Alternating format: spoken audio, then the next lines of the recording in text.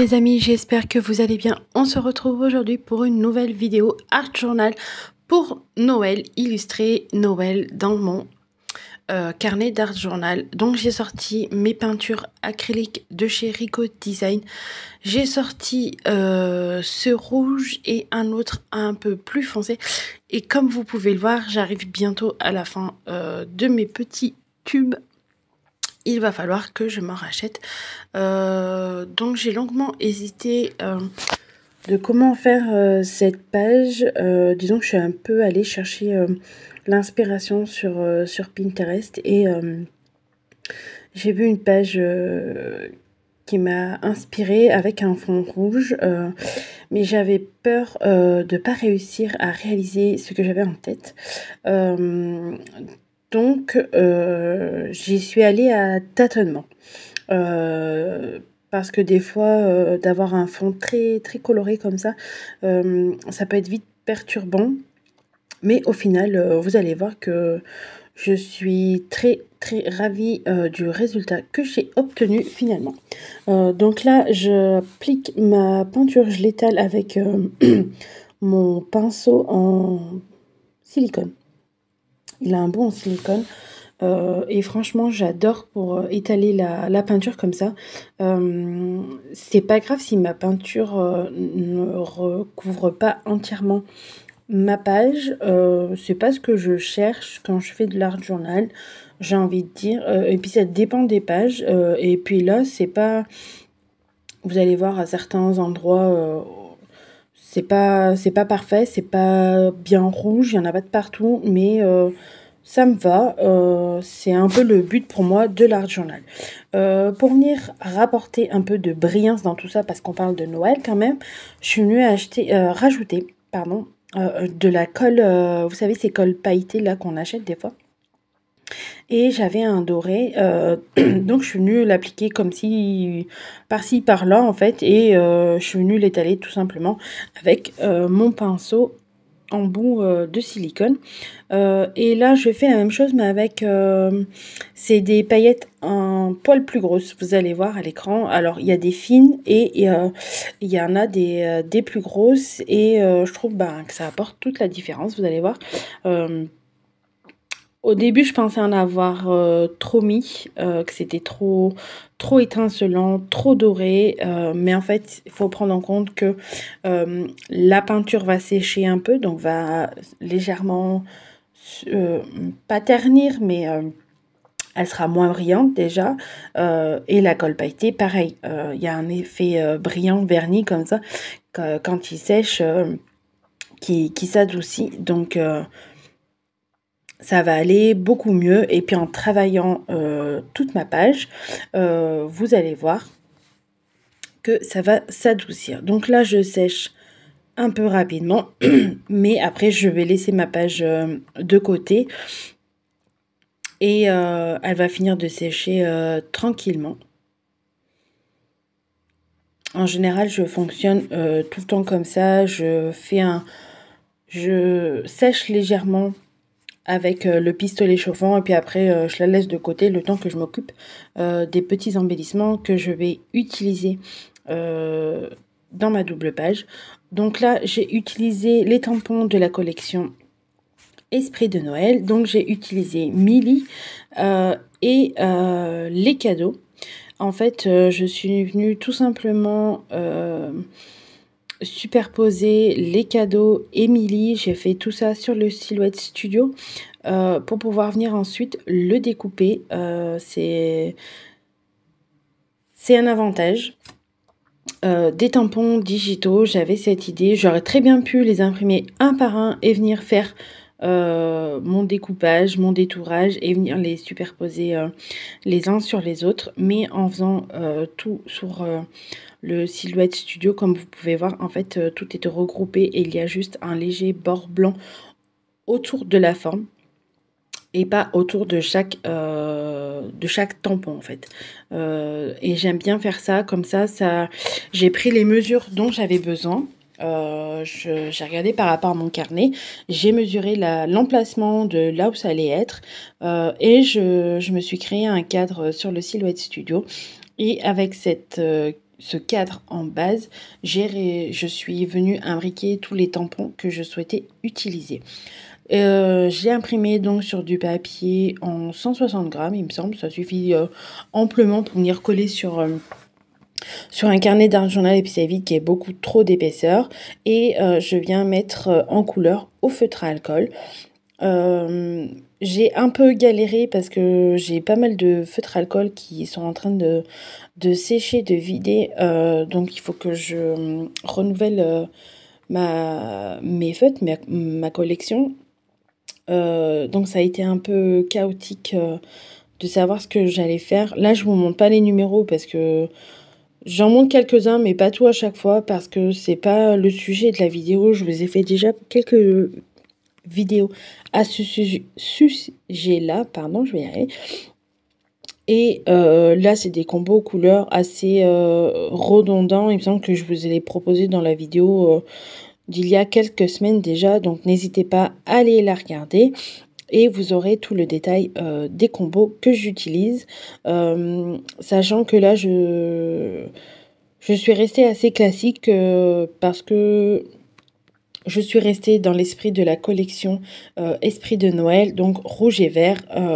J'ai hésité à apporter plus de couleurs, mais avec un fond rouge comme j'ai fait, je me suis dit que si j'apporte une multitude de couleurs à travers les cadeaux, ça va peut-être pas fonctionné, ou il aurait fallu que je décline plutôt dans les teintes que apporter plusieurs couleurs. Donc finalement, je suis restée dans le rouge et le vert. Comme vous pouvez le voir, je ne sais pas si je vous ai laissé la mise en couleur complète, je me rappelle plus. C'est un peu le souci de faire les vidéos avant et puis de faire la voix off après, c'est qu'on ne se souvient plus trop de ce qu'on a laissé. En tout cas, sachez que j'ai utilisé du rouge et du vert pour faire la mise en couleur et du stylo gel doré pour venir faire le détail de certains papiers cadeaux, notamment les rubans, pour apporter un peu de brillance dans tout ça et rappeler un peu les paillettes que j'ai mis sur mon fond, parce que si j'aurais fait tous les cadeaux rouge et vert, j'aurais eu un peu de mal à trouver une bonne harmonie, je pense, à ce niveau-là. Après, libre à vous de venir rajouter quelques motifs avec des petits points, des petits traits, des petits zigzags, bref, faites-vous plaisir, c'est l'avantage quand on a des tampons comme ça un peu vierges, j'ai envie de dire, de pouvoir les personnaliser, les modeler au projet qu'on souhaite réaliser. Donc là, il me semble qu'en fait, je vous ai laissé juste le moment où je colorie le petit personnage. Je me dis que j'aurais peut-être plutôt opté pour des tons chers mais rosés que ceux-là, parce que là, je trouve qu'elle a l'air un peu malade. Quand je regarde ma création, c'est le seul petite chose qui m'interpelle. J'aurais dû prendre des tons chers un peu plus rosés et moins pâles. Je sais pas, là je trouve que ça fonctionne un peu moins bien. Est-ce parce que le fond est très rouge et j'ai cette impression-là.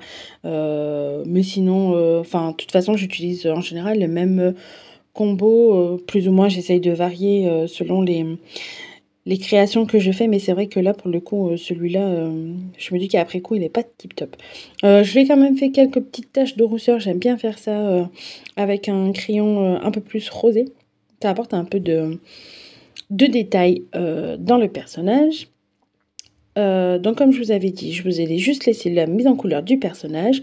Et là, je m'attaque au fond. Donc j'ai pris un pochoir comme ça, un peu hiver avec des motifs pull de Noël, et j'ai pris la Distress Vintage Photo parce que avant j'avais fait un test, vous pouvez certainement voir, avec un rouge, c'était le Lumber Jack Plate, quelque chose comme ça. Enfin, c'est le dernier rouge de Distress Oxide qui est sorti en Distress. Mais en fait, c'était trop discret, je trouvais. Ça apportait pas assez de détails. Et moi, j'en voulais. Donc, j'ai repris le même pochoir. J'ai juste changé la couleur de mon pad d'encre. J'ai plutôt opté pour un vintage photo parce que je voulais apporter un peu un côté vintage à cette page, un côté vieux Noël, Noël ancien, vous voyez. J'aime bien ça et je me suis dit qu'avec du vintage photo, ça devrait passer, je devrais pas trop mal m'en sortir. Une fois que j'ai fait ça, je suis venue tamponner des petits motifs comme ça que j'ai de cartes, j'ai envie de dire. Je suis venue tamponner avec de la vintage photo pour renforcer ce côté de Noël ancien en fait. J'ai pas hésité aussi, j'avais une chute de papier craft à tamponner dessus. Franchement au début quand j'ai fait ces petites cartes, j'étais pas dubitative mais je savais pas trop où je m'aventurais. Donc je les ai faits, puis je me suis dit si je les utilise pas dans cette création, je les utiliserai dans une autre, c'est pas bien grave. Mais au final, vous allez voir, j'ai réussi à les caser et je suis plutôt fière du résultat. Donc j'ai alterné entre le rouge et la couleur marron du vintage photo. J'ai alterné aussi les motifs de mes tampons. Vous voyez, il y a plusieurs types de petites cartes comme ça, j'ai envie de dire. Il y en a qui sont plus foncés que d'autres. J'ai pas hésité à foncer certains bords plus que d'autres. Et on va passer à la mise en page. Donc comme vous pouvez voir, j'avais aussi mis en couleur des petites découpes de feuillage de Noël, du gui, pour harmoniser toute la page et venir habiller le haut de ma page. J'hésite pas à glisser les petites cartes derrière mes tampons digitaux que j'ai mis en couleur. Et le reste, je les mets en bas de ma page parce que je trouvais qu'elle était extrêmement vide et que le titre que j'avais choisi, il était un peu petit. J'aurais dû l'agrandir pour ma page, mais je l'ai laissé tel quel et c'est vrai que ça faisait extrêmement vide et je ne savais pas quoi rajouter. Donc j'ai eu l'idée de rajouter ces petites cartes effet vintage. Le titre, ça fait pareil partie de la collection Esprit de Noël. Je suis venue tout simplement le découper avec ma silhouette. Ça fait partie de la planche les mots à découper. Ça, c'est des feuillages, comme je vous ai dit, que j'ai découpé à la silhouette et que je suis venue ancrer tout simplement au feutre à alcool. J'ai pris le même verre, il me semble, que j'ai utilisé pour les cadeaux, tout simplement. Au début, j'avais essayé d'apporter un peu de dégradé, un peu de texture à tout ça, mais ça me plaisait pas du tout. Donc j'ai opté pour une seule et même couleur de partout pour avoir un effet un peu plus harmonieux. Là, je roulotte légèrement le coin de quelques petites cartes pour accentuer cet effet un peu vieux papier vintage. J'aime bien faire ça.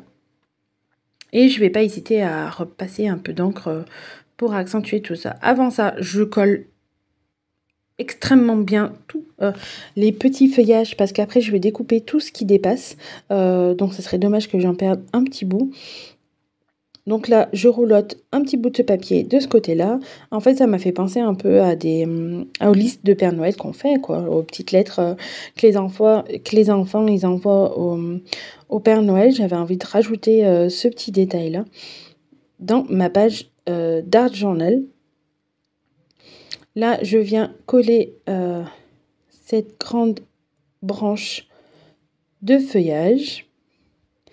Et j'avais laissé les boules blanches, enfin je les avais légèrement teintées avec un feutre gris pour apporter un peu de volume, mais je trouvais que ça se voyait pas tant que ça. Donc j'ai sorti un cristal drop blanc que j'ai, que j'utilise très très rarement parce que je trouve qu'il faut avoir un bon coup de main pour faire des jolis drops, quoi. C'est pas facile à faire. Et je suis venue repasser par-dessus toutes mes petites boules blanches, comme vous pouvez le voir. J'ai essayé d'être assez régulière et harmonieuse, mais c'est pas facile à faire. Parce que, alors est-ce que c'est moi, est-ce que c'est le produit, je sais pas. Mais j'ai l'impression qu'il est assez pâteux quand même. Donc on essaye de remplir la zone, de faire une jolie petite boule blanche pour apporter un peu de texture dans tout ça. et au final, ça me plaisait plutôt pas mal. J'espère que cette double page